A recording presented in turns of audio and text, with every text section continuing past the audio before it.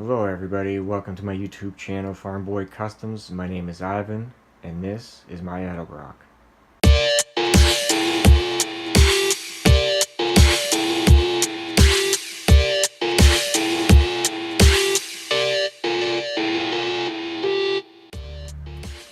So I want to talk a little bit about what I'm doing and why I'm doing it. So first and foremost, I own a 2004 Audi A4 1.8 liter turbo 6-speed manual, and I want to take this carburetor and stick it on my car. Now you might be wondering why I would do something like this. Now, to answer that question, it's pretty simple. I would like to stand out. I would like to be unique with my build, and I have a certain vision for my build. And in order to stand out, you got to do something different, and this certainly is different. So to give you a quick status update, I have finished fabricating my intake.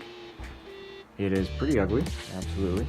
It's a little bit dark in the room, but that is an Offenhauser adapter plate from a 4-barrel down to a 2-barrel, and as you can see, that gives me that narrowness that I need in order to fit onto the log of the manifold. Now, hindsight, with the injectors, I could have just plugged them up, but I didn't do that. I did this instead. It's going to be fine. JB Weld holds boost, and it does so fine. It just doesn't do it well in a heated environment. Now, if I want to maintain this intake once it's finished, I still need to put a little bit more JB Weld. I will wrap everything up in fiberglass tape, and that will bounce, that will radiate any heat, that will reflect any heat that's incoming, that's going to melt this weld, and I think that's going to work just fine. Now, if anything does happen, I can still liberate the adapter plate by just simply melting all of this with a torch. So the manifold is complete-ish, and in the future, if that does fail, I will fabricate an actual manifold that will be properly TIG welded, and but that is in the future. This is just a proof of concept, and right down here is the Edelbrock AVS2. So this is a 500 CFM carburetor, and it's a little bit big for my application, but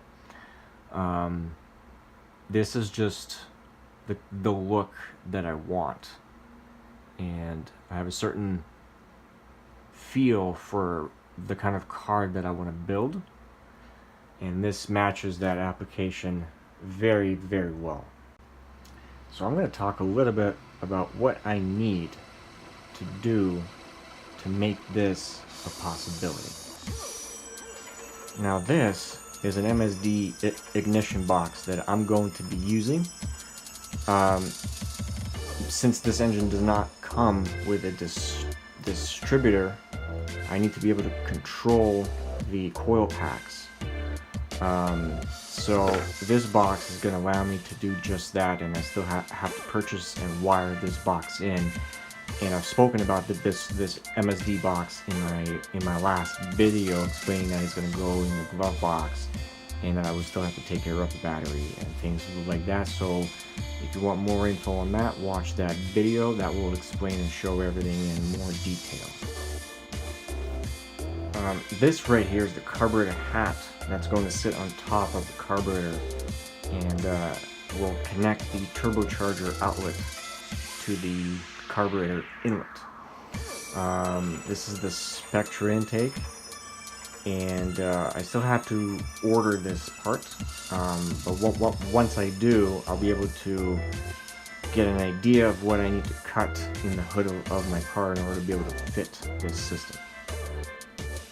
So this is the turbocharger that I'm going to be picking up and replacing my KO4 with. This is a GT to 35 replica. This is a 50 mil trim. You can get a real GT35 cartridge and stick that in there with a dual ball bearing. That's one on the compressor and on the turbine side. You can pick those up for $500. That's not bad.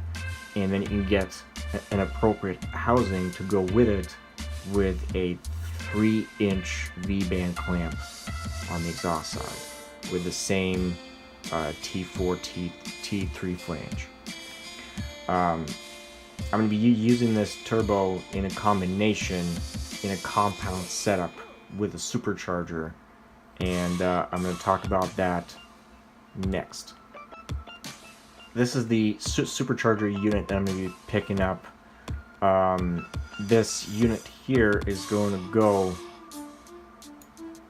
where the air conditioner, where the AC compressor used to live. Now this company ships these units with with a pulley of your choice in order to match the amount of ribs on your accessory belt.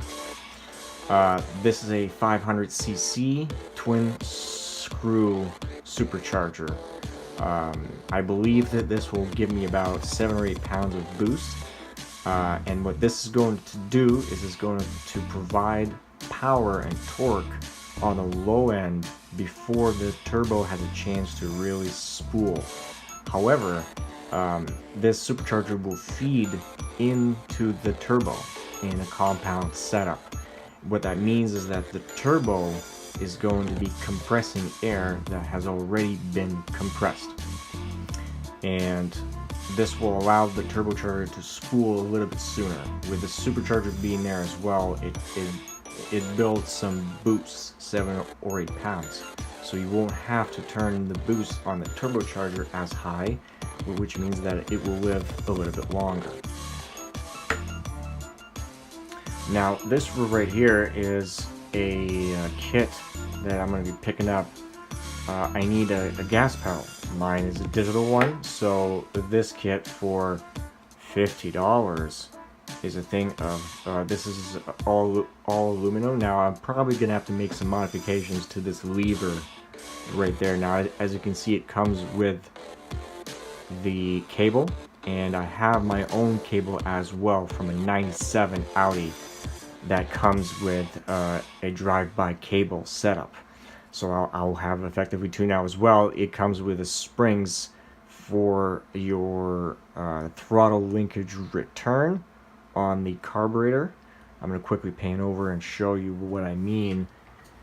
Is right there, okay, is where the spring is going to clip onto, and it's going to pull that way, which closes your linkage. Thank you everybody for watching.